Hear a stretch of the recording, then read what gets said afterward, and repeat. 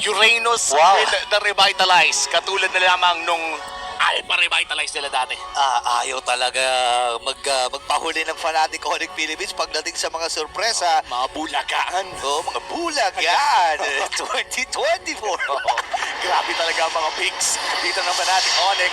At ito na nga po, papasok na tayo sa Land of Dawn. Kanina nakakita tayo ng napakalakas na laro mula sa Fnatic Onyx Philippines. A perfect game na minsan mo lang masasabi in a upper bracket match. Yeah, and ito na yung pagkakataon no, para sa Team Liquid Indonesia na ibawi yung mga nangyari nung game at number 1. Pero nakikita natin ngayon, based doon sa body language din ni Coach Wynot, para bang nakaready sila. Kaya pala pangidingin dito si Coach Wynot may pinaplano palang ilabas na bago. At kung kaya namang sumabay in terms of the region, babalik naman yung buhay niyan. Huwag kayong masyadong mag-alala. Ang problema dito ay parehas bumabalik ang buhay. Ng dalawang to, yung isa kailangan lang ng hangin, yung isa naman ay kailangan lamang ng grass. Yes, hangin and grass. Oh, wait lang. Kasi si Busco ay nahabol din. Para lamang sa hampasan pala itong chip. Makatindin pala itong hero na to kahit walang damage item. Masalo na kapag sinapak ka ng may concussive blast. Yan yung talagang masakit ng levels 1 to 2. Pero yun na nga, nakikita na natin pumapalag si Kirk at mukhang babalik din lang ang kanyang buhay. Magpapabanat pa yan ng isa. At ayan na nga, the Uranus gameplay. Malamang nakangiti din dyan si Dilar. Nandiyan si Dilar. Nandiyan talaga. Malamang napasigaw yun nung kinuha yung Uranus. Pero parang ang plan ng Fnatic Onyx Philippines ay kunin na rin si Winnie. Napagsakan pa ng Appraiser's Rat. First blood ay napunta kagad si King Kong. Gitnang-gitna pa ng Appraiser's Rat at true damage. Wala nang mas totoo pa. Pero si Fabian, hinahanap din si Kirk. Yung Revitalize ay nandyan. Buhay pa rin talaga. Grabe naman. King Kong for the follow-up na gamit na kagad Revitalize. Andun yung Ton. Pasok din si Fabian. Washing. Dash out. At ilang segundo na lang ay pabuhay na rin yung unang pagong ng laban na ito. Pumipwesto at magpapalevel 4 na rin si King. Pero nice stun mula dito kay King Kong. Napilitang mag-consecration pero si Aran ngayon ang nabaliktad pa. Ang update at ang sakit. Oo nga pala, no, yung mga ganong pokes mula kay Kurt, nai-stack pala yan. Pero ngayon umalis na rin. Dito si King Kong, river manipulation from Team Liquid ID. Nakabawi din sila ng isa dito, pero tamang hampas pa rin itong si Aran. Habang Jin Kundo, pero natamaan din ng Power of Wilderness. Di Aran, nakabawi din ng isa dito, Team Liquid ID. Flicker out. Dito si Super Prince, nabuhay pa, pero si Kirk, buhay pa ba at makakaligtas? Yes, sir. Napakataas naman kasi na region pero I think that surrenders yung first turtle na mapupunta ngayon sa Team Liquid ID. Naging masyado atang mainit ang side ng Fnatic Onyx Philippines. Medyo nanatili sa harapan ng mga taong hindi na dapat hinaharapan. Kaya kalma na lang muna Team Liquid ID ang nakakalamang sa ngayon. And for King Kong, no? Normal lang naman kasi na ganyan kakaya mong pumalag anytime. Friend rin yan And ito muli yung mga bibihirang pagkakataon na gumagamit itong si King Kong ng friend rin. Kasi kung maaalala natin, nung mga previous seasons pa, kahit utility jungle ang meta, assassin pa rin ang kinukuha nito no? Oo, na ngayon pag assassin meta ay kumukuha naman ng tank. Iba, no? Kumbaga maiba lang. At of course, still very talented jungle. Hindi naman nasasayang yung mechanics niya dito sa Fredrin dahil mechanics din naman. In fact, ang isang Fredrin kailangan talaga marunong kang pumesto, marunong kang sabihin na lang natin mag-manage ng iyong gray health. At dami rin namang iniisip kapag nagpe-Fredrin ka. And for Fnatic Onyx Philippines, kailangan lamang nilang makahanap ng isang malupit na play. Specifically kay Aaron Cheeky. And for me, ito na yung pagkakataon talaga Ayun, ng Fnatic Onyx Philippines. At sinimo na nakakagad dito ni Brusco. Ngayon si Winnie, mag-ipot rin nila. Habang Aaron Cheeky, may BMA pa naman siya. Nakatakas siya dito, pero pasok si Fabian. Dahil nagamit nga rin yung teleport dito ni Winnie. Habang si Aran naman, pinagtutulungan. Nagamit rin ang presyo na, pero buhay pa rin. Habang si Goy, sumalubog na rin yung manipulation na sa luhan. Nakapat ang member rin ng Fnatic Onyx Philippines. Habang si Ezekiel, nakawan ng isa. Pedro nursing naman na kay Super Prince. Nandun yung kahon at yung bilog. Pero tag-isa lamang ang nabilugan doon. Trade lamang ang naganap doon sa may bandang ibaba. Naging messy yung teamfight na yun the moment na nagamit yung shortcut na nanggagaling dito kay Widdy. Pero dahil nga may Uranus na naka-revitalize, ay tila bang may sumama na healer. Kumbaga, nandun kayo sa loob ng dungeon min. Malapit na mawala yung mga kakampi mo pero biglang may usbong na may dalang HP, may dalang pagkain. Meron And napakaganda ng timing na yun mula dito kay Kirk. Ngayon naman, tatiming ang dinuguso na si Pain. Nandun yung Curse of Crow. And Brusco ay nakakuha na. Ganun kabilis tinunaw si Weedy. At ang sama nun dahil yung pure tank bukod sa Hilda ay binigyan lang ng Fnatic Onyx Philippines. Kaya naman ang Turtle mukhang malulunod dito outside ng Team Liquid ID. Maliban na lang kung makahanap si Fabian ng angulo na siya sa may vicinity. Okay, buhay pa rin naman si Kirk dito pero lumayo lamang. And yung passive niya ay nag-proc na rin lang. Sabay sundot, sabay threat diffusion. At naiban din si Fabian na magsakan. Nung appraiser shot, pasok din si Winnie. Nagagamitin yung shortcut. Jessica Clay rin nandun din. Ako, buhay pa rin, hindi. Mamamatay na rin siya dito sa kamay ni Aaron Chiki. Habang hawak! At sipa mula kay Brusco. Kirk with another kill. And si Winnie naman ngayon ay naipit. Naku, wala nang pagtakas. At parang ganun lang men yung shortcut, napakasama pa. Wow! Pumasok si Super Friends at agarang nag-feathered airstrike. Kumalat bigla yung teamfight para sa Team Liquid ID. Yes, hindi masyado nakapag-free hit si Kendra. Pero hindi naman kailangan pa. Oo nga. Kumbaga yung damage na nanggagaling dito kay Super Friends is more than enough para karnihin yung buong TLID.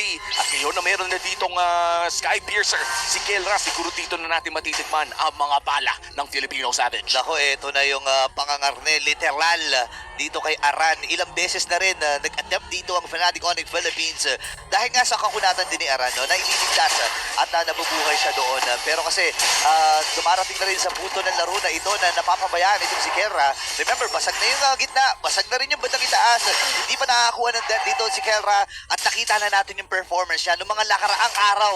Paghawak niya itong Granger, napakalupit talaga. Tsaka parang nakita niya yung laro kanina ni Innocent eh. Oo nga. Si Keller pa naman pag nakakita ng magaling na gold laner, hindi yan nagpapalamang. Oo, nanginginig yung mga daliri niyan. Gusto ko rin gamitin yan. 19-0 kanina si Innocent. Of course, medyo mahirap habulin yun, no? Record-breaking yun, by the way. Yup. Congratulations, Innocent.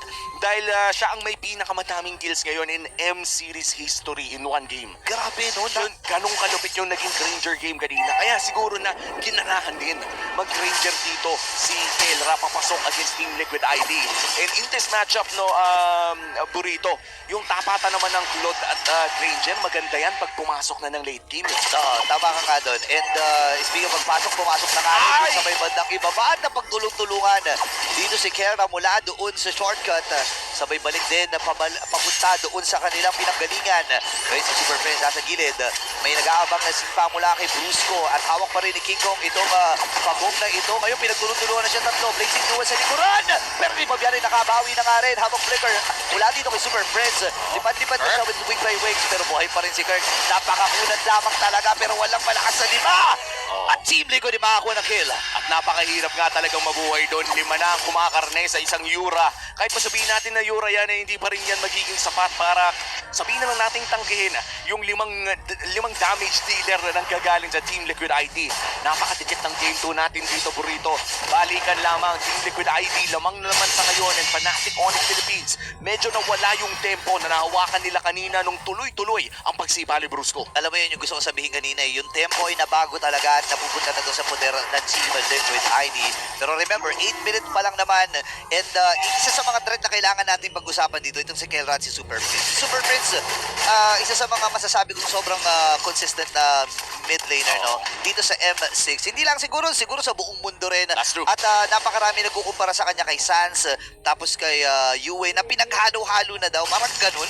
Oh, kaya nga Monster Mix.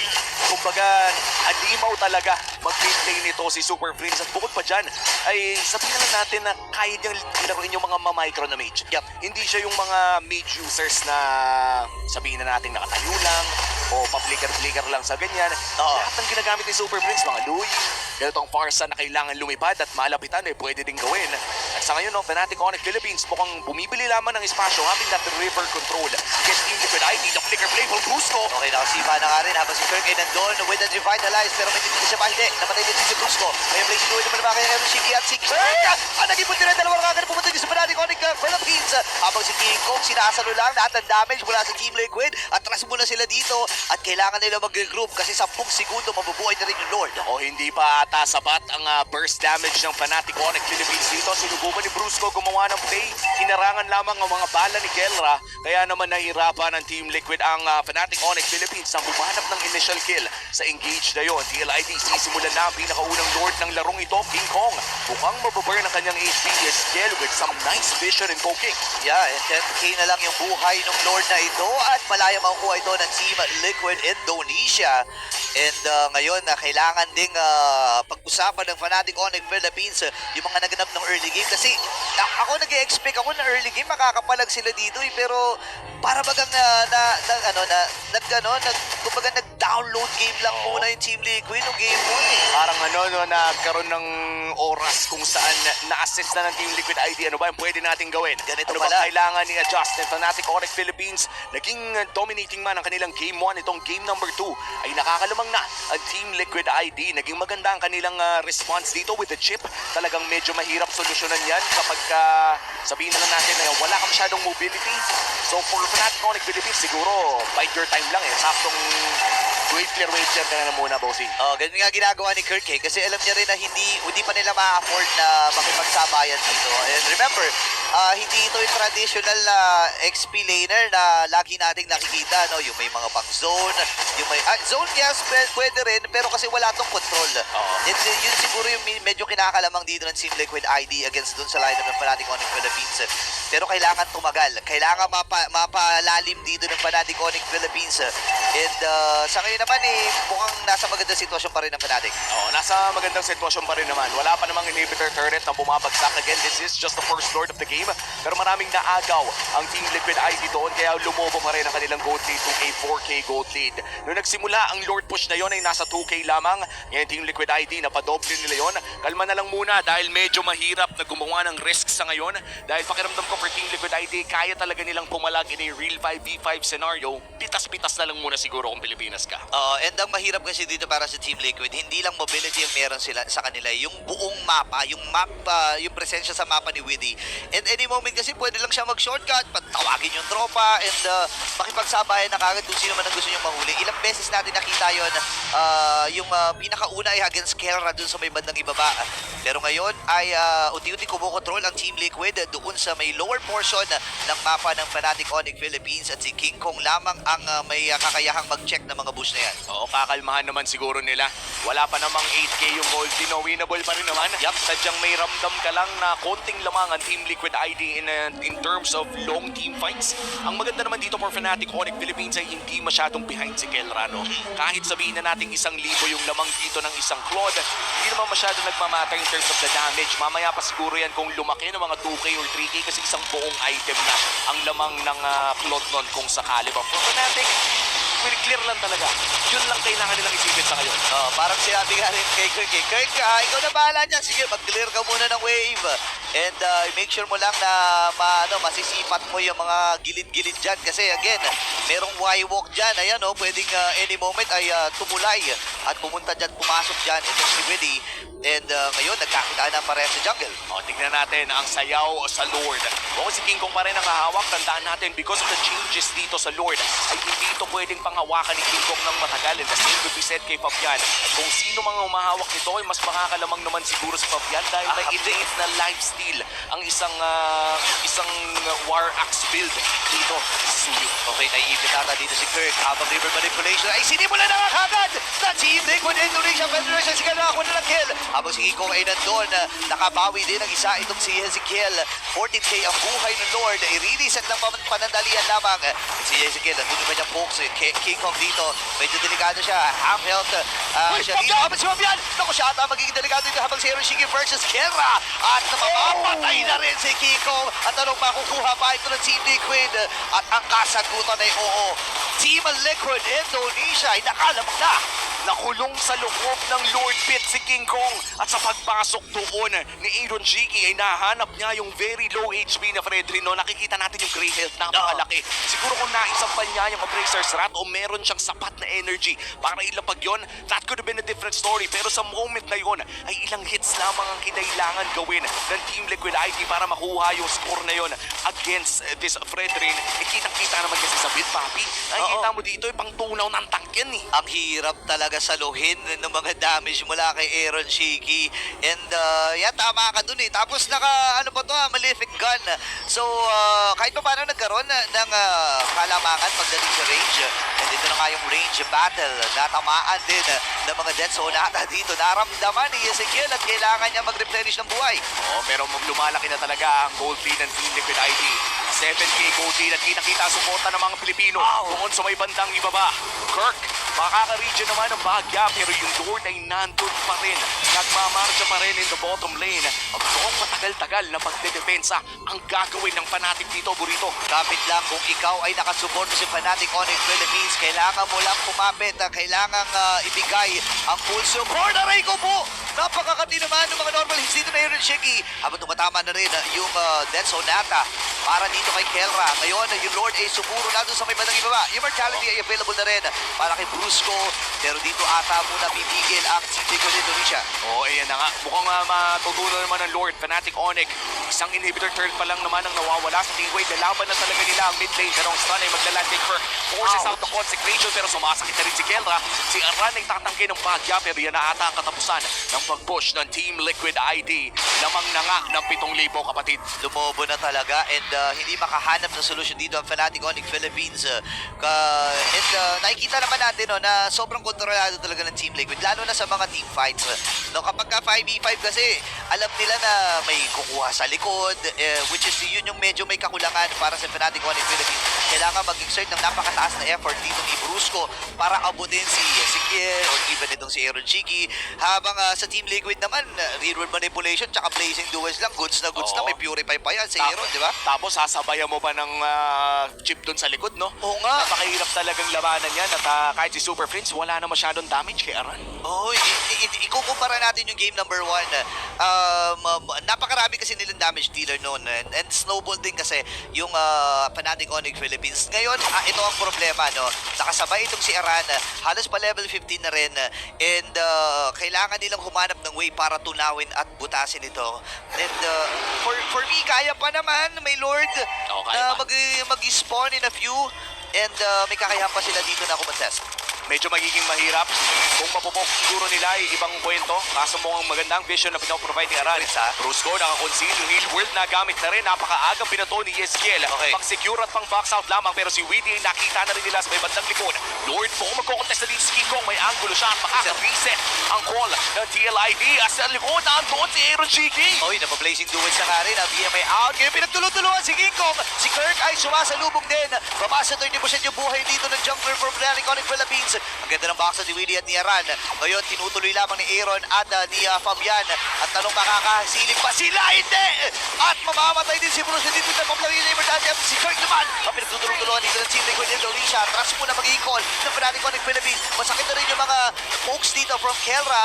Pero kailangan niyang umawat at kailangan nilang mag-replenish dahil pasugod na yung Luminous na Lord. Nako, Fnatic Onyx Philippines, mukhang nahihirapan talaga silang makahanap ng anggulo na kumuha ng mga objectives.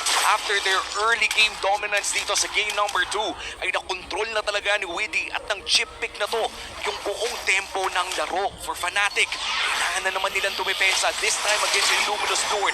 Mukhang midday na nga ata ang chip. Watch ko, Lord cut na rin, Bobby. Tinawag na ang Team Liquid Indonesia at sumusuro na ang Cavalry sa may gamit ng Winter Crown. Ngayon naman ay face na lang at tinutulaw dito ng Team Liquid Indonesia. 1-1 ang ating score. At secured na nga ang game number 4.